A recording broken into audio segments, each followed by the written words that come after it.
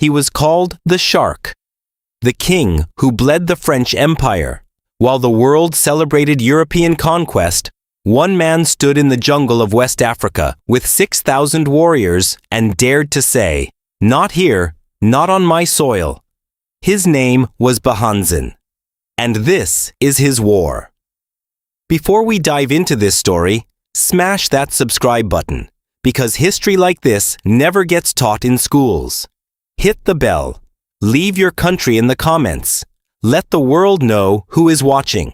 Today, we're uncovering the forgotten empire of Dahomey, the legendary Amazon warriors who fought alongside their king, and the two brutal wars that proved one undeniable truth. Colonization was not inevitable. It was resisted. And some men died fighting rather than live surrendering. This is not a Hollywood fantasy. This is documented history. Every battle we discuss was recorded by French military officers. Every word Behanzin spoke was preserved in colonial archives. This is the story they didn't want you to know. In the heart of West Africa, in what is now the Republic of Benin, there existed a kingdom that terrified its neighbors and fascinated European explorers. The Kingdom of Dahomey. Founded in the early 17th century, Dahomey was not just another African state. It was a military empire. Every aspect of life revolved around war. The kingdom's economy, its culture, its very identity was built on martial prowess. Boys were conscripted at age 15. Training was brutal. Weakness was not tolerated. The royal palace was guarded by an all-female warrior corps that European visitors called the Dahomey Amazons. Their real name was the Agoji. These women were not symbolic guards. They were elite soldiers. Recruited from villages across the kingdom, they swore an oath of celibacy and dedicated their lives to the king. They trained with muskets, machetes, and spears. They underwent endurance trials that broke grown men. French explorers who visited Dahomey in the 1850s wrote accounts describing women who could march 50 miles in a day, who could decapitate a prisoner with a single blade stroke, who showed no fear of death. By the time Behanzin took the throne, the Agoji numbered around 2,000 warriors. They were considered the most disciplined unit in the entire Dahomey army. By the mid-19th century, Dahomey controlled the slave trade routes to the Atlantic coast. The kingdom grew wealthy, selling captured prisoners to European slavers who shipped them across the ocean to the Americas. But when the British Empire outlawed the slave trade in 1807, and when Britain began patrolling the West African coast to enforce the ban, Dahomey's economy collapsed. King Glela, who ruled from 1858 to 1889, tried to adapt. He shifted the kingdom's economy to exporting palm oil and agricultural products, but the damage was done. European powers smelled weakness, and in 1884, the Berlin Conference sealed Africa's fate. European nations gathered in Germany and divided the entire continent among themselves without consulting a single African leader. Britain took Nigeria. Germany claimed Togo and Cameroon. Portugal expanded in Angola. And France? France wanted everything in between. They called it French West Africa. Dahomey was directly in their path. When King Glela died in 1889, his son ascended the throne. His birth name was Kondo, but he took a royal title that would echo through history. Behanzin Bowel, meaning the egg the world cannot break. The name was a declaration. It meant unbreakable, invincible, unconquerable. He was 35 years old, a veteran of his father's military campaigns, a man who had watched European powers humiliate neighboring kingdoms. He had seen treaties signed at gunpoint and kings reduced to French puppets. Behanzin vowed that Dahomey would be different. He inherited a kingdom surrounded by French-controlled territories. To the east, the French had turned Porto Novo into a protectorate, installing a puppet ruler who took orders from Paris. To the west, French forces were pressing into Dahomey's coastal trade routes. To the north, French explorers were mapping rivers and claiming land. Behanzin was being strangled. He faced an impossible choice: submit to French dominance or prepare for war. He chose war. The French governor of Porto Novo, a colonial bureaucrat named Victor Ballot, demanded that Behanzin cede control of Cotonou, Dahome's main port on the Atlantic. This was not a request. It was an ultimatum. Cotonou was the economic lifeline of Dahomey. Losing it meant losing independence. Behanzin's response was a letter so defiant that French officials could hardly believe it came from an African king. He wrote, "I would like to know on what grounds the French government bases its claim to Cotonou, which has always belonged to Dahomey." He reminded France that his ancestors had built that port, that Dahomey blood had been spilled defending it for generations, and that no European power had the right to simply take it because they possessed superior weapons. The French dismissed his protest. Colonial officials in Paris laughed at the notion of an African king lecturing them on international law. They believed African resistance was primitive, disorganized, and doomed to fail. They were wrong. In March of 1890, Behanzin launched a preemptive strike. Dahomey forces attacked French allied villages near Porto Novo. The strategy was deliberate. Behanzin knew he could not defeat France in a prolonged war, but he could make the cost of colonization so high that Paris would negotiate. The Agoji led night raids, moving through the jungle with a silence that terrified French sentries. European soldiers reported seeing women warriors charging with machetes raised, screaming war cries that echoed through the trees. Some French officers refused to believe the reports until they saw the bodies themselves. Women. Armed. Disciplined. Deadly. One French lieutenant wrote in a letter home, "We are not fighting savages. We are fighting an army." The French military scrambled to respond. They sent Colonel Terillon with a force of 600 soldiers to punish Dahomey and restore French prestige. On April 4, 1890, the two armies clashed at Achupa, a village surrounded by dense jungle and swampland. The battle was chaos. Dahomey warriors used the terrain to their advantage, ambushing French columns from hidden positions and disappearing before reinforcements could arrive. French soldiers, trained for European battlefields with clear sight lines and open ground, found themselves disoriented in thick vegetation, where visibility was measured in meters. Terillon's forces suffered heavy casualties. The French were forced to retreat back to Porto Novo. It was a humiliation. A European army had been defeated by African warriors. Days later, another battle erupted at Cotonou itself. Behanzin's warriors attacked the French garrison directly, attempting to drive the colonizers into the sea. The fighting lasted for hours. French artillery and superior firearms eventually pushed the Dahomey forces back, but the cost was staggering. France had expected an easy colonial campaign, the kind they had waged successfully in Algeria and Senegal. Instead, they faced a disciplined army that refused to break. Reports reached Paris that French soldiers were being killed by African women wielding nothing but blades and muskets. The humiliation was unbearable. Newspapers across Europe picked up the story. The mighty French Empire, stopped by jungle warriors. By June of 1890, the French government was facing political pressure at home. The war in Dahomey was becoming expensive. Casualties were mounting. Public opinion was turning against the campaign, and Behanzin showed no signs of surrender. France proposed a ceasefire. Behanzin, knowing his kingdom could not sustain a prolonged war against European artillery and unlimited French reinforcements from across their empire, agreed to negotiate. The resulting treaty was a rare victory for an African king in the age of colonialism. France paid Dahomey an annual tribute of 20,000 francs in exchange for limited trading rights at Cotonou. Behanzin did not cede full control of the port. He did not bow. He did not kiss the ring. He walked away from the negotiating table with his sovereignty intact. In capitals across Africa, other kings took notice. Dahomey had fought France and survived. For 2 years, an uneasy peace held, But in Paris, military officials seethed. They had been humiliated by an African kingdom. French newspapers mocked the government for paying tribute to a so-called savage king. Politicians demanded revenge. Colonial lobbyists argued that France's reputation was at stake. If one African kingdom could resist successfully, others would follow. The entire colonial project in West Africa was in jeopardy. And in 1892, France decided to finish what it had started.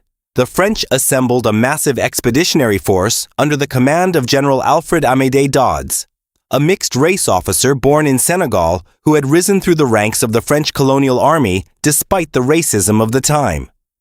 Dodds was methodical, ruthless, and determined to crush Dahomey once and for all. He brought 3,000 soldiers, including French foreign legionnaires, Senegalese riflemen, and African porters forced into service. But the real advantage was technology. Dodds brought breech-loading Liebel rifles, Gatling guns capable of firing hundreds of rounds per minute, and modern Krupp artillery pieces that could fire explosive shells over distances Dahomey warriors could not even imagine. This was industrial warfare brought to Africa. Dahomey had never faced firepower like this. Behanzin prepared his kingdom for total war. He knew the odds. He understood that France was bringing the full weight of its empire against him. But surrender was not an option. He imported German Krupp rifles through smugglers operating on the coast, paying in gold and ivory. He drilled his warriors in formation tactics, trying to adapt traditional African warfare to counter European firepower. He fortified the capital city of Abomey with defensive walls and trenches, and he addressed his people with the kind of speech that would be remembered for generations. He told them that death was preferable to slavery, that Dahomey would not kneel, that every man, woman, and child would fight until the last breath. He said, and these words were recorded by French officers who later interrogated captured Dahomey soldiers, "I will water the graves of my fathers with French blood." In September of 1892, General Dodds began his march inland from the coast. The Dahomey army met him in the jungle. The first major battle occurred at Dogba on September 19th.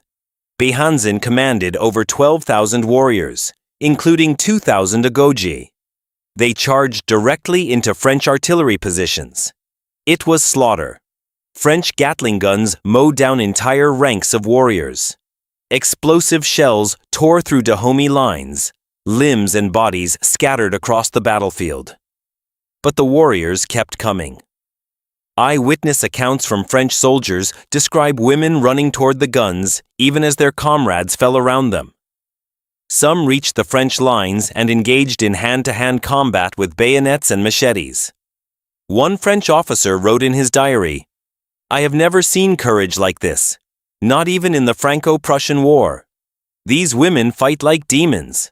But courage could not stop industrial-age weaponry. Thousands of Dahomey warriors died at Dogba. The ground was soaked with blood. Behanzin was forced to retreat into the jungle. Dodds continued his advance toward Abomey. The second major battle came on October 4th at Pogessa. Behanzin tried a new strategy. He ordered his forces to dig trenches and fortifications along a river crossing, attempting to ambush the French column as it forded the water. The plan nearly worked.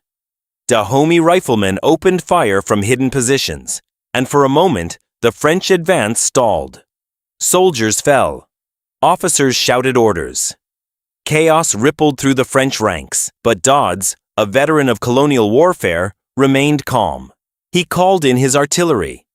Explosive shells rained down on the trenches, turning defensive positions into death traps. The Agoji charged in a desperate attempt to overrun the French guns before they could reload.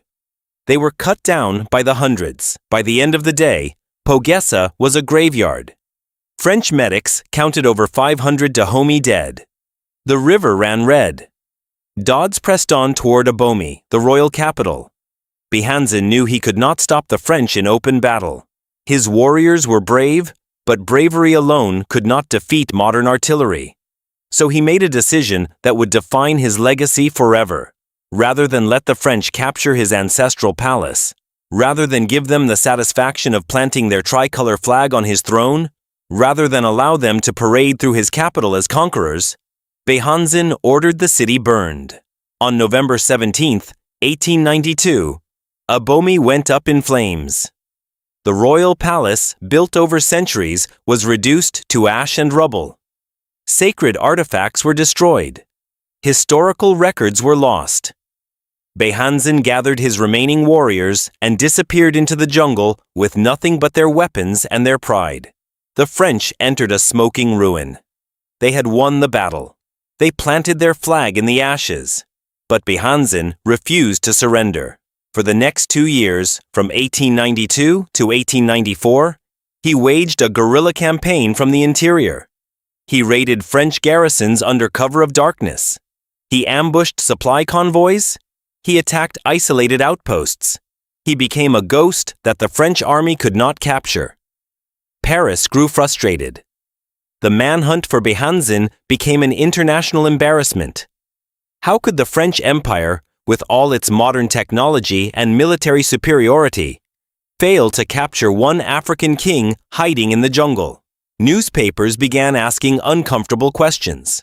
The costs kept mounting, and still, Behanzin evaded capture. In January of 1894, betrayal came from within. Several Dahomey nobles, exhausted by 2 years of jungle warfare and fearing total annihilation of their people, convinced Behanzin to surrender. They argued that continued resistance would only lead to mass slaughter, that the French would burn every village until Dahomey ceased to exist. Behanzin, who had sworn never to submit, faced the hardest decision of his life. He could fight to the death and become a martyr, or he could surrender and live to preserve what remained of his people. On January 15, 1894, Behanzin walked out of the jungle and surrendered to French forces. He did not bow. He did not beg for mercy.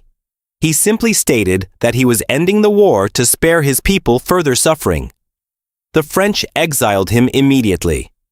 They could not risk leaving him in Africa, where his mere presence might inspire future rebellions. Behanzin was shipped to Martinique, a French colony in the Caribbean, thousands of miles from his homeland. He lived there under house arrest for 2 years, isolated from his people, his culture, his identity. Then, in 1896, the French moved him again, this time to Algeria in North Africa. He would never see Dahomey again. In exile, Behanzin learned to speak French fluently. He read European newspapers and studied French law. He wrote letters to French officials, always demanding justice, always insisting that Dahomey had been a sovereign nation unlawfully invaded. The French ignored every letter. He lived in a small house in Blida, Algeria, a forgotten king in a foreign land, supported by a small French pension that felt more like mockery than compensation. On December 10, 1906, Behanzin died of pneumonia. He was 52 years old. But even in death, France would not let him rest. For decades, the French government refused to repatriate his body to Dahomey. It was not until 1928, 22 years after his death, that Behanzin's remains were finally returned home. Thousands of people lined the streets to mourn the king who had never surrendered. His funeral became a nationalist symbol, a reminder that Dahomey had resisted when others had capitulated. Today, Behanzin is a national hero in the Republic of Benin. His face appears on stamps and currency. Statues of him stand in the capital city of Porto Novo. Schools are named after him. His story inspired the Marvel film Black Panther and the 2022 movie The Woman King, which dramatized the Agoji warriors and brought their story to global audiences. His legacy transcends borders. Across Africa and the African diaspora, Behanzin represents something that colonial history tried to erase: the fact that Africans fought back, that resistance was real, that empires were not handed over willingly, that there were kings who chose death over dishonor.